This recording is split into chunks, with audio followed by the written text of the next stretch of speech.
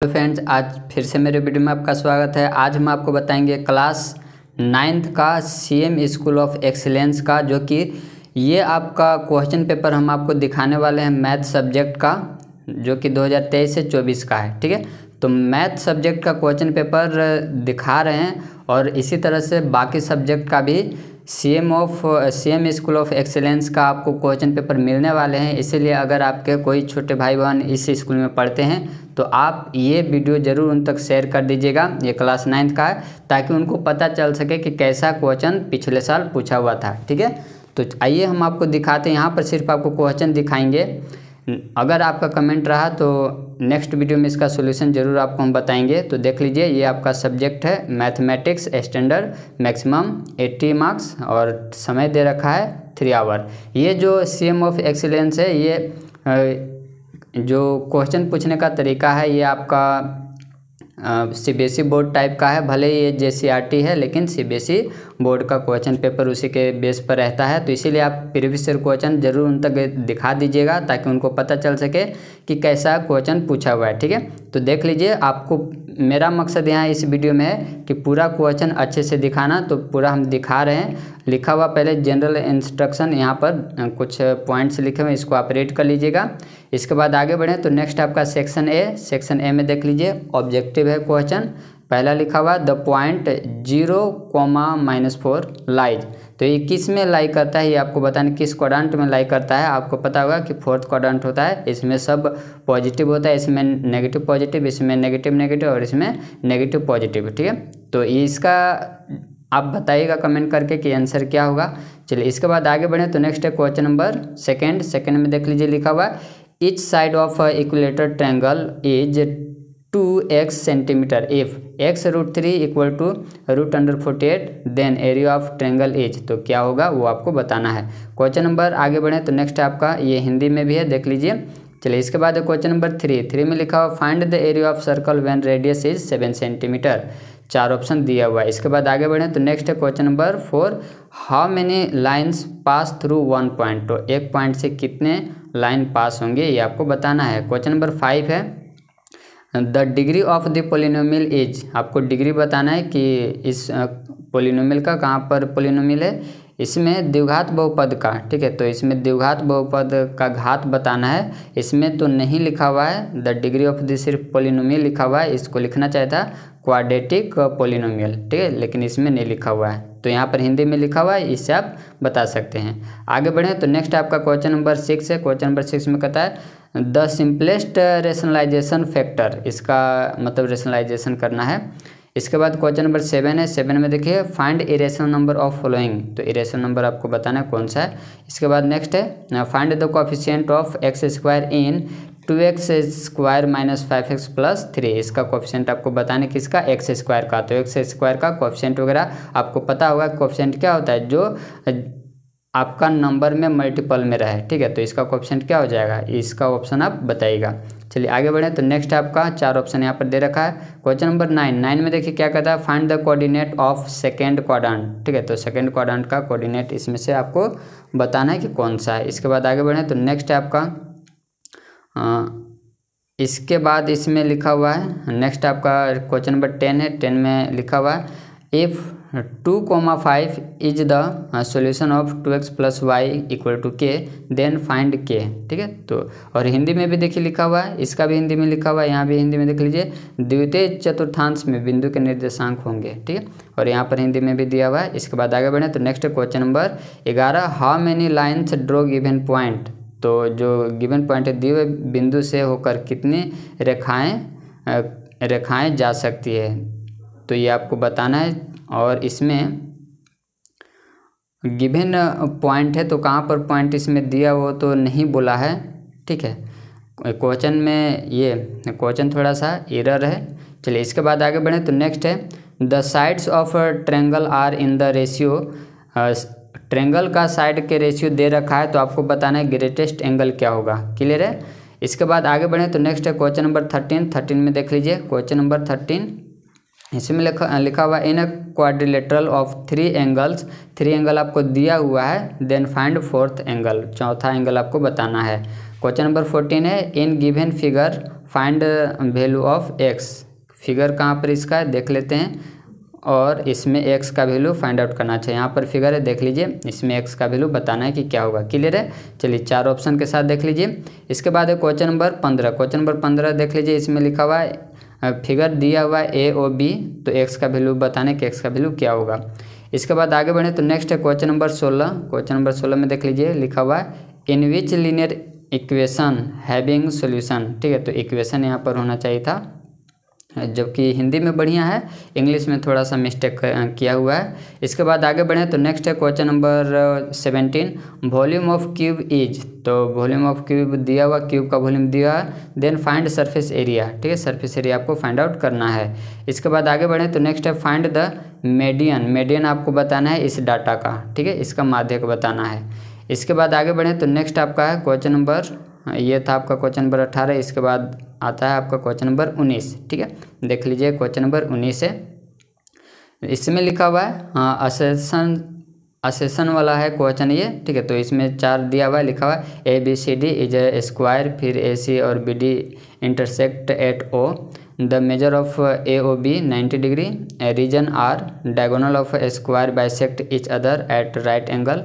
ये क्या रीजन है, ये आपके 4 ऑप्शन में दिया हुआ है। क्लियर है, इसके बाद है देखिए ये आपका हिंदी में भी हो गया। चलिए आगे बढ़ें तो क्वेश्चन नंबर ये 20 है। 20 में देखिए यही है, असर्शन में है, तो इसमें दिया हुआ है √3 is an irrational number, reason R है, square root of a positive integer which is not a perfect square is an irrational number. Clear है, ये 4 ऑप्शन यहाँ पर दे रखा है। इसके बाद आगे बढ़ें तो नेक्स्ट क्वेश्चन नंबर 20 है, हिंदी में देख लीजिए, क्वेश्चन नंबर 20 ही था। इसके बाद क्वेश्चन नंबर 21 है, तो सेक्शन B स्टार्ट होता है, देख लीजिए।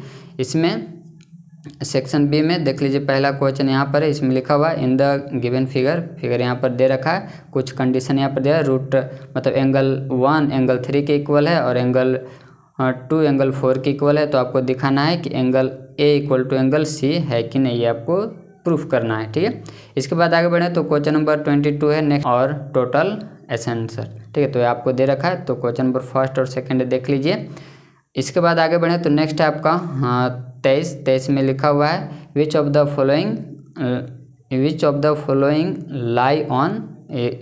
स्पेलिंग में मिस्टेक हो रहा है, ठीक है, स्पेलिंग यहाँ पर अच्छे से लिखना चाहिए था, लाई ऑन है वाई। ठीक है, जबकि हिंदी में ठीक लिखा हुआ है, तो ये आपको बताना है। इसके बाद क्वेश्चन नंबर 24 है, सिंप्लीफाई आपको करना है इसको, और या फिर इसको सिंप्लीफाई कीजिए, नहीं तो वैल्यू फाइंड आउट कीजिए ए का। ठीक है, तो इसमें 2 क्वेश्चन है। ठीक है, इसके बाद आगे बढ़े तो नेक्स्ट आपका 25 में देखिए लिखा हुआ है the height of a conical vessel 3.5 centimetre, its capacity is 3.3 litre of milk, find the diameters it's base. ठीक है, तो और करके यहाँ पर ये भी क्वेश्चन दिया लिखा हुआ है द रेडियस एंड एसलेंट, यहाँ पर स्पेलिंग में मिस्टेक है, slant height of a cone an in ratio 4:7 if it's curve surface area is 792 centimetre. Area ये दे रखा है, तो एरिया दे तो स्क्वायर होना चाहिए था, और यहाँ पर आपको रेडियस फाइंड आउट करना है, यहाँ पर मिस्टेक है। चलिए आगे बढ़ते हैं।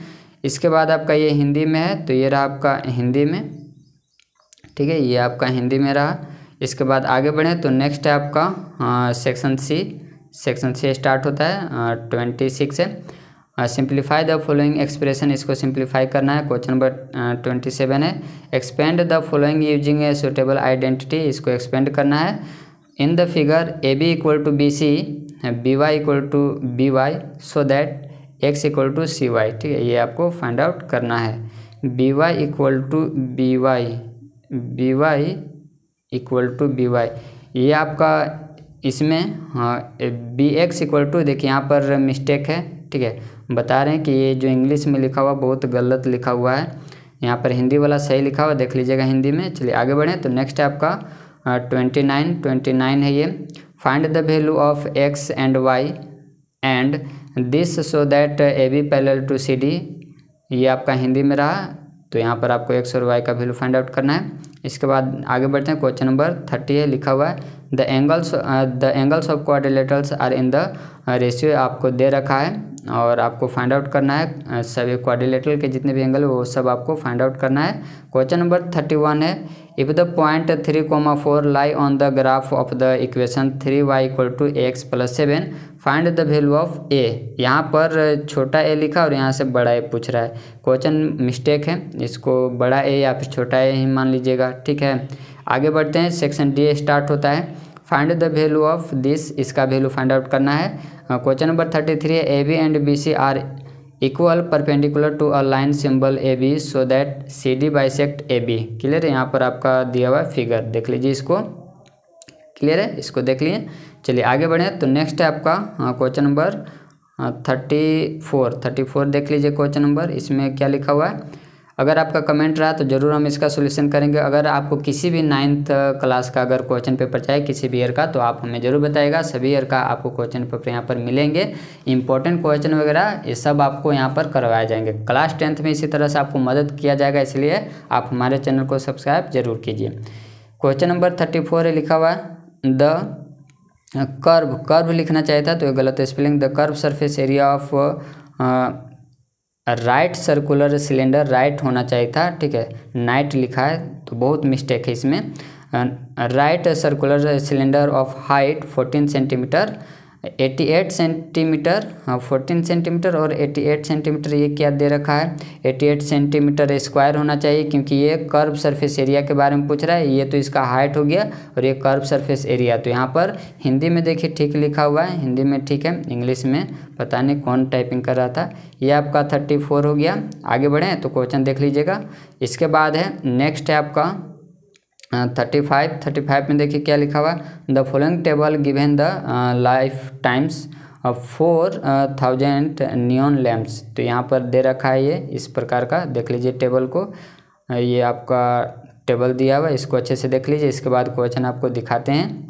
ये रहा क्वेश्चन नंबर 1, ठीक है, represent the given information with help of histogram.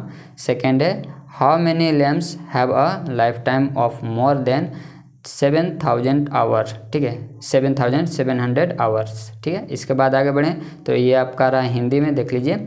इसके बाद ये आपका क्वेश्चन है, सेक्शन ई स्टार्ट होता है। क्वेश्चन नंबर 36 है, Rajat and Shankar live together at B, their work place are at A and C respectively such that A, B and C from triangle BD the bisector of ABC meets AC at a right angle. Various distance are expressed in terms of XY as showing following figure. They use bicycle instead of cars to go their workplace. Question number 3 है, find the distance between A and C। और 4th है, which mathematical concept used in above problem, ठीक है। तो ये question number 36 है। यहाँ पर मिस्टेक है, यहाँ पर होना चाहिए 1 और यहाँ पर होना चाहिए 2, तो पता नहीं 3 और 4 कहाँ से लिख दिया। ये आपका हिंदी में है, देख लीजिए। हिंदी में ठीक लिखा हुआ है, हिंदी में बिल्कुल सही लिखा हुआ है, इसको देख लीजिए। और आगे बढ़ें तो नेक्स्ट आपका ये आपका फिगर है, ये आपका डायग्राम है, इसको देख लीजिए। इसके बाद आगे बढ़ें तो नेक्स्ट आपका 37 क्वेश्चन ये आपके सामने है, क्वेश्चन रीड कर लीजिए इतना। इसके बाद आपको दिखाते हैं, ये रहा आपका फिगर, इसको देख लीजिए, ये आपका फिगर है। चलिए आगे बढ़ें तो नेक्स्ट है क्वेश्चन नंबर, ये आपका 1 और 2 और 3 है। इसमें find the total area of design, find the remaining of sheet by drawing और design in competition which value of depicted by Sarika. इसके बाद आगे बढ़ें तो ये रहा आपका हिंदी में। चलिए इसके बाद है क्वेश्चन नंबर 38 है, 38 देख लीजिएगा, ये आपका हिंदी में भी लिखा हुआ है। क्वेश्चन नंबर 1, 2, 3 करके ऐसे दिया हुआ है, देख लीजिए क्वेश्चन। ये था आपका लास्ट क्वेश्चन।